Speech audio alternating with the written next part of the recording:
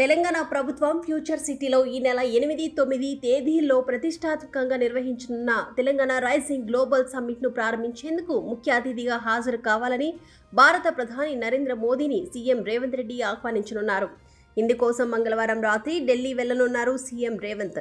బుధవారం ఉదయం ప్రధానిని ఆయన నివాసంలో కలిసి రైజింగ్ గ్లోబల్ సమ్మిట్కు సంబంధించిన ఆహ్వానాన్ని అందజేయనున్నారు. ముందుగా ప్రజాపాలన వారోత్సవాల్లో భాగంగా మంగళవారం ఉమ్మడి ఖమ్మం జిల్లా కొత్తగూడెంలో జరిగే బహిరంగ సభలో పాల్గొంటారు. తిరిగి హైదరాబాద్ వచ్చి బేగంపేట విమానాశ్రయం నుంచి ప్రత్యేక విమానంలో ఢిల్లీ బయలుదేరి వెళ్తారు. రాత్రి కాంగ్రెస్ అగ్రనేత రాహుల్ గాంధీ, పార్టీ జాతీయ అధ్యక్షుడు మల్లికార్జున ఖర్గే, ప్రధాన కార్యదర్శి కేసీ వేణుగోపాల్ను కలిసి గ్లోబల్ సమ్మిట్కు రావాలని ఇన్విటేషన్ ఇవ్వనున్నారు.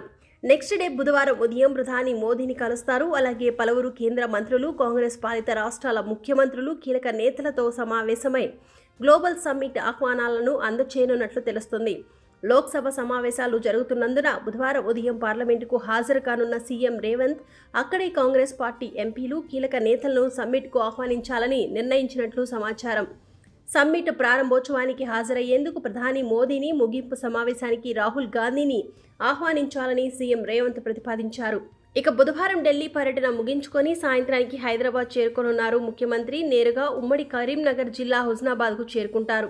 అక్కడ నిర్వహించనున్న ప్రజాపాలన వారోత్సవాల సభలో పాల్గొని రాత్రికి తిరిగి హైదరాబాద్ చేరుకుంటారు.